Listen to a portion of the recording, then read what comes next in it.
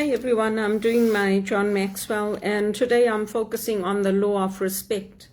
So when I came here to Canada, I didn't have the support that other people have. When you marry into a family or you have people around you, I didn't have that support. So I had to build the respect that I have on my own.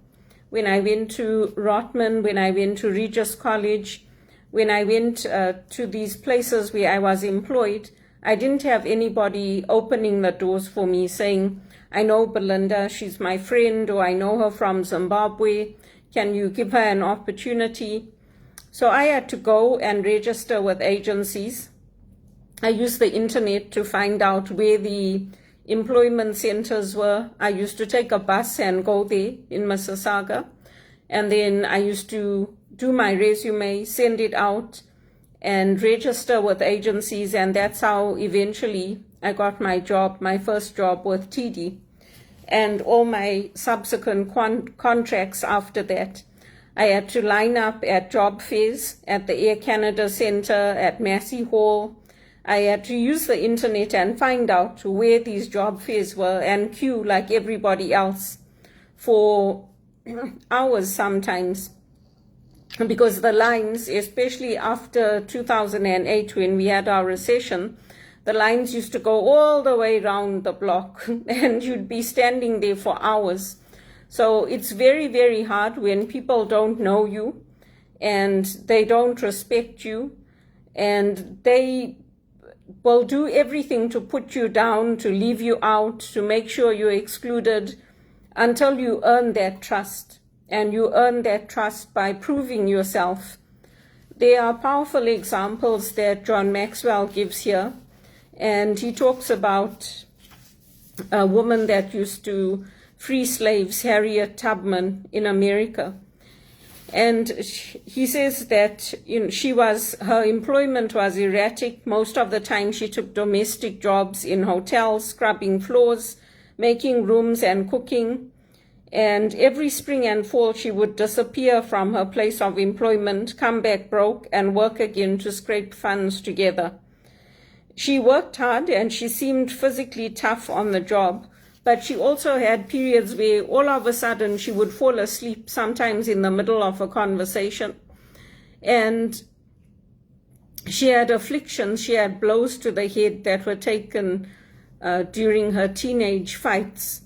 So people wouldn't respect her. Would you respect somebody like that? We have situations like that today where people get fired because they caught sleeping on the job, but they may have a serious health condition. They may have something that is bringing that on that people don't know about.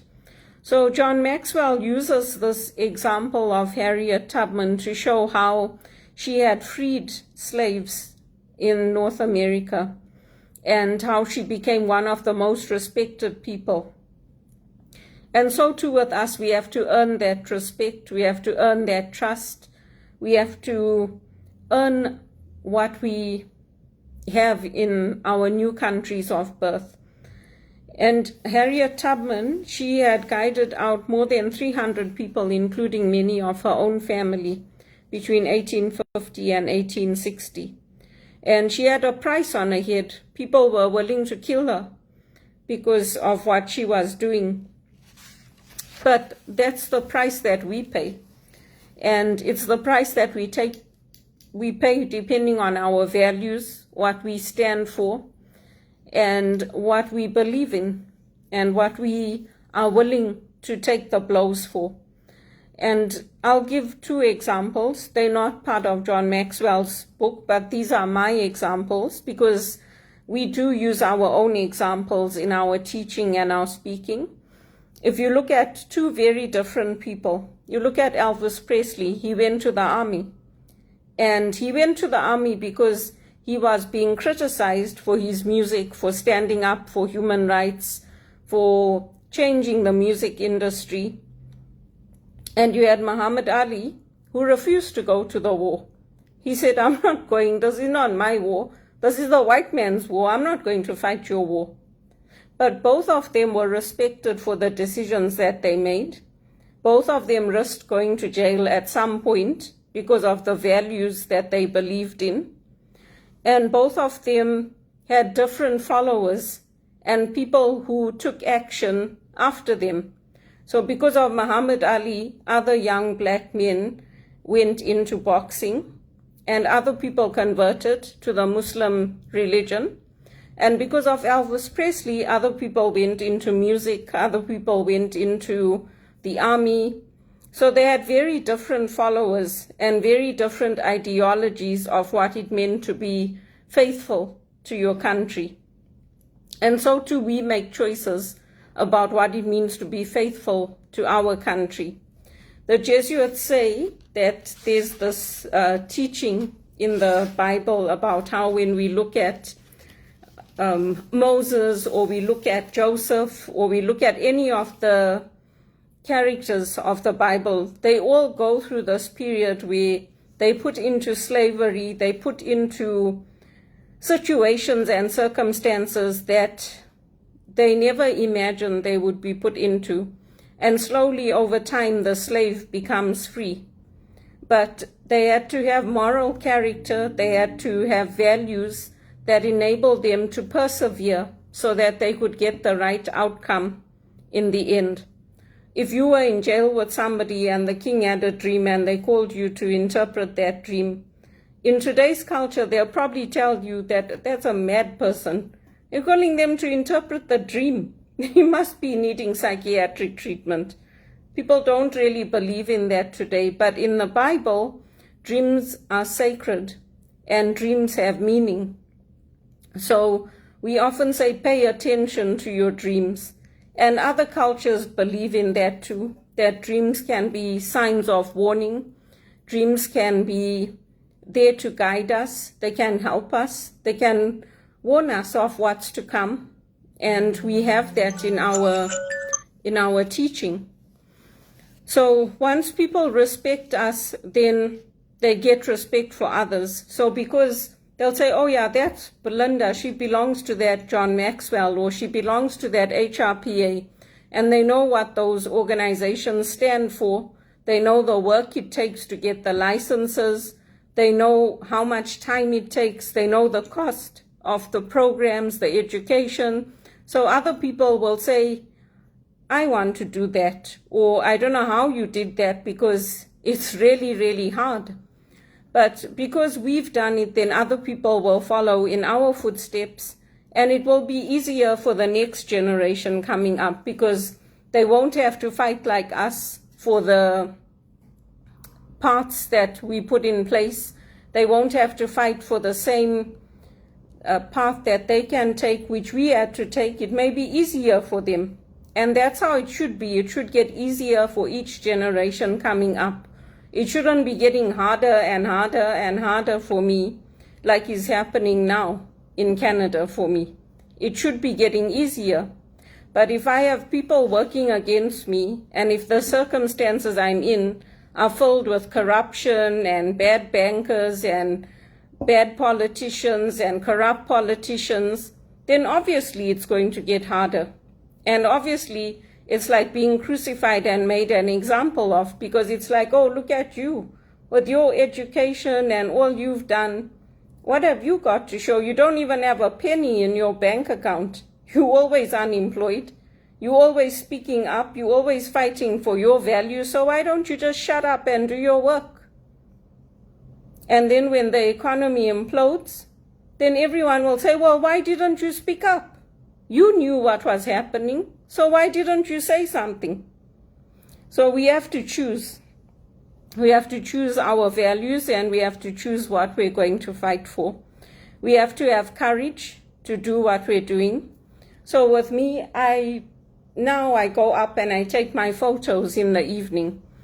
But it took courage for me to do that, because when I used to go to the pool, there was a guy that used to come up. We have an entrance that you can take to our building. You have to have a fob to come in. But he used to come up when I was at the pool, and he used to call people and tell them that I was there. And I never used to say anything, but obviously it caused fear in me because I don't know him. He's not one of the residents here.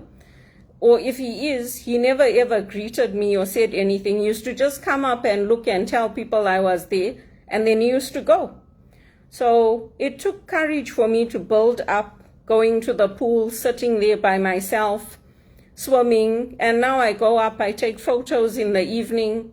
So slowly, I'm taking control of my life. I'm taking back what I need to do, and it takes courage. It takes courage to travel on your own. It takes courage to start new jobs. It takes courage to learn new things. So we have to have courage to do the things that we want to do. And John Maxwell gives the example, a leader does not deserve the name unless he is willing occasionally to stand alone. So that's true of all of us. We have to be willing to stand up for what we believe in. And I stood alone when I was reporting what was happening, when I was saying something's not right here with the banks. I got a lot of pushback for it. I stood alone when I reported to BMO about people dressing up as fake policemen and taking women, coming to their homes, knocking on their doors, pretending to be police. I stood alone. People looked at me like I was crazy and said, oh yeah, let's carry on, business as usual. So you have to be willing to do those things. And then when the news comes out and all the corruption is exposed and everything else, then you can be proud of yourself. And you can go back to those people and say, did you read the news? Did you see what was in there? Because they don't respect you. If you come here from somewhere like Zimbabwe, they don't respect you because they think, oh yeah, you're coming from a corrupt country. You must have bought your credentials. You must have slept with your lecturer to get that job that you got out of university. That's how they think. And they've told me that. And I'm like, no, you need to go and visit Zimbabwe and see our standards and our culture and visit South Africa because it's not like that. Nigeria, I've seen documentaries about Nigeria. I told them Zimbabwe is not like that, and South Africa. So we have to measure what is our success because to them, our success is not the same as what they consider success. For us, graduating is success. For us, persevering and doing the right thing is success. For us, being able to earn a top dollar salary is success. For them, you just have to be grateful. If you've got a job and you're earning minimum wage, be grateful for it. To me, that's not success. To me, having a six-figure salary, earning over 60,000 a year, owning my own property, my own car, having money in my bank account, being able to travel, that's success to me. The same things that they want for their families, we want as immigrants to this country.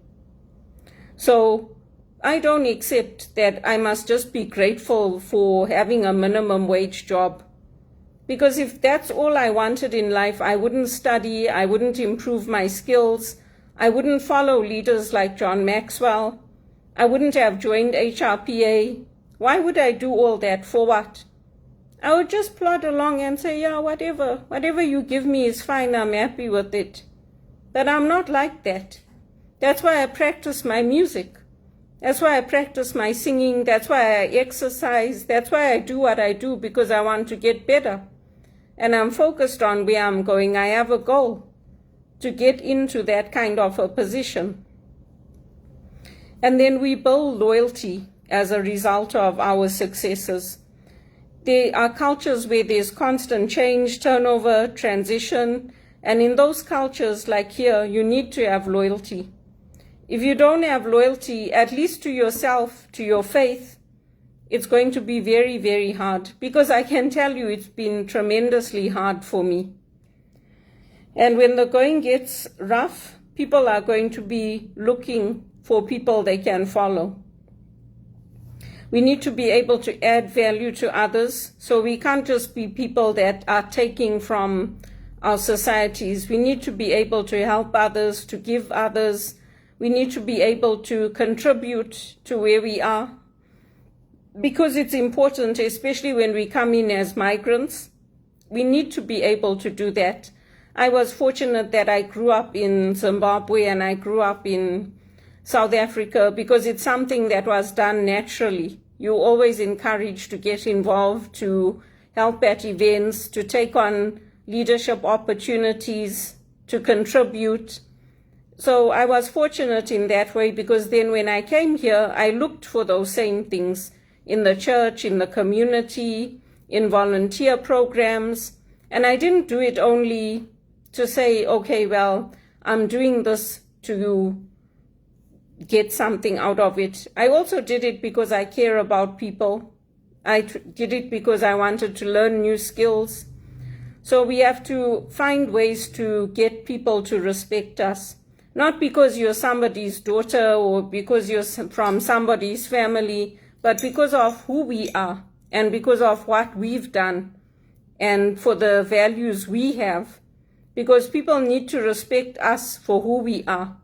If Elvis Presley had relied on his father's reputation, he probably would never have gone on to be a singer because his father was a crook. His father forged a check. Yes, it was out of poverty and desperation, but he didn't rely on his father's reputation. He didn't rely on his family's reputation. He did it with his skills and his talents. And so too, we have to do it with our skills and our talents and for who we are. It's not about my mother, and it's not about my mother needing to know where I am or about my family making decisions for me. It's about me. In Britain, they have a program called This Is Your Life. And they used to interview people on there. They interviewed Muhammad Ali. They interviewed a lot of the singers. I used to watch it.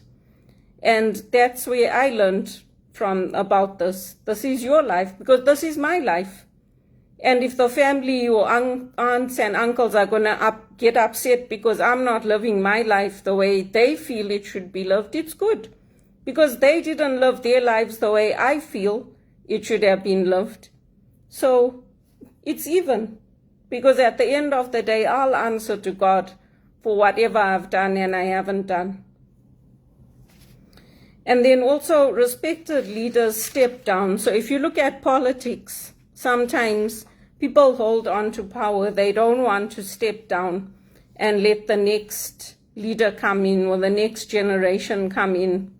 And then when that happens, you just find that the organization fails. We have it in the Catholic Women's League. When I used to go to my church here at Blessed Sacrament, initially I went for 2 or 3 meetings, but then I said to them, like, there's no young people here, it's only me. And they're like, yeah, because we want to control the leadership and they're not joining. So I was like, oh, I'm sorry, I can't stay here because there's no young people, there's no one of my age, there's no opportunity to grow. So I stopped going because I want to be where there are young people coming in or people of my age, people I can have fellowship with, I can do things with. So that's why I landed up going to other things, doing other things, because those opportunities are not there in the Catholic Church for me. So that's why we have to look and see, and if it's not in the church, we'll find it somewhere else. But if people are not willing to step down and let other people come in, then that's what happens. And then respect is carried on. So when we have people on teams where we have people like Michael Jordan, you'll find that because we have those people in place, other people will say, I want to do that, or I want to be like that. And the people that are very, very good at leadership, they do it naturally. And people just look up to them. It's like John Maxwell. If you ever watch him giving his talks or giving his speeches, he does it naturally. And for me, I'm practicing. So I still have to get to that stage. But as I talk and as I do my speeches, I can go back and listen to them. I can learn from what I'm doing, from the culture. So it's a process that we go through. And so this was just to say that for migrants, if you come here, we have to earn the respect. It's not given to us. It's not given to us. And even with what I'm doing with the One campaign, I mean, there's a lot of people that say, why are you writing to Justin Trudeau? Like, you're here now, forget about it. It's in the past. But I can't forget about it because I know that the West did what they did to us. So they have to take responsibility and they have to help now. The same way I'm contributing here in Canada, I'm helping to build up Canada. I'm not going out on the street protesting, kicking people's cars, breaking people's houses, stealing, because things are not right in my country. I'm doing it in a way through writing letters, through doing things on social media. I can guarantee you, if it was me doing what the Hindu community is doing today here, they would have come and arrested me and put me in jail. No question. You watch our news and see what they're doing. The Hindu community and the Sikh community and all that. Watch and see what they're doing. If it was me, there would be no mercy because they show me no mercy in this country. So if you're a migrant, those are things you can think about. They haven't deported people from this country yet, but there have been deportations in other places. In England, they've deported people in other countries. So we always have to earn our respect, and we always have to remember that we have rights, but we also have responsibilities. And I can't just turn my back on Zimbabwe and say, oh, well, yeah, thanks, I grew up there and that's fine. Because there's a deep bitterness. There's a deep, deep hurt in me. And I pray and I ask God to help me to soothe that with His balm, with His love, and to help me. And I never used to think about it until my mother came. When my mother came, she reminded me of all the bad things that happened to us. And it made me think about it. So I used to still do the One campaign, but I did it for different reasons. I did it for more positive reasons before she came. And after she came, she reminded me of all the things that happened to us. So it brought up a lot of bad memories for me, a lot of hurt, a lot of things. I used to fear that I would never see my brother and my sister again. Even when we went to India, I used to have that fear that somebody was going to come and take me, because they used to tell us. They say, oh, those transvestites are coming, you better come inside. And you say, why? They say, no, they take the children. They take them and they put them into trafficking and prostitution. They pour acid in their eyes. And it used to be very frightening for me. So for me, all I wanted was to go back to Rhodesia. And we lived through the war, but it was a different kind. We never feared that people were going to come and take us, take the children. And we were poor, but we were not abject poor, that we had to use communal showers and long drops and go out into the yard to use the toilet in Goa. We had indoor plumbing. We had a nice home. First we were in a government council home, and then my dad built a house, so then we moved into a nice house. And we never slept on the floor like in India. So I didn't like it. I didn't like India at all. I didn't like the poverty. I didn't like people defecating on the streets. I didn't like being pushed into the taxis that were packed. We were like sardines. I didn't like going on the ship from Bombay to Goa. I didn't like anything about it. So I just wanted to go home to my Rhodesia and see my Alsatian, my German Shepherd, to be surrounded by the African bush, the wildlife. I didn't like India. So anyway, it brought back all those hurtful memories for me, and the fear of not being able to see my brother and my sister. I was very frightened of my mother when she used to shout and she used to hit me. Sometimes other people used to do things, and then I used to get the hiding. They say, why didn't you tell me? Why didn't you do this? So I used to tell my sister and my brother, don't talk to me. Do you see how she is? She used to get very upset.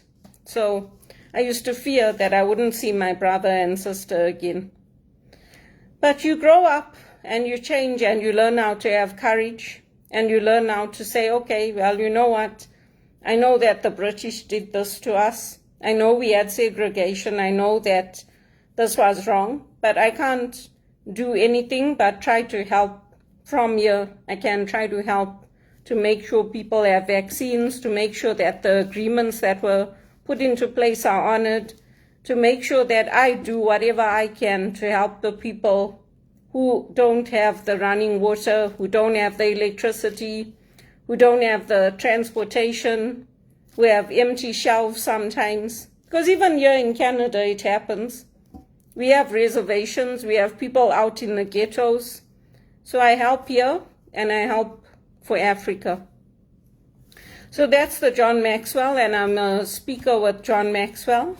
John Maxwell is a New York Times best-selling author, and this was the chapter I covered today. I'm still looking for work. I'm still advertising my skills, contacting colleges, businesses, sending out my resume. And if there's opportunities and people want me to speak, you can contact HRPA or you can contact me. And I hope that other people will find it easier than I did in Canada, because for me it's very hard. And I don't like earning minimum wage. I don't like being unemployed half my life. And I have bigger dreams. I have bigger goals. So I'm working towards those.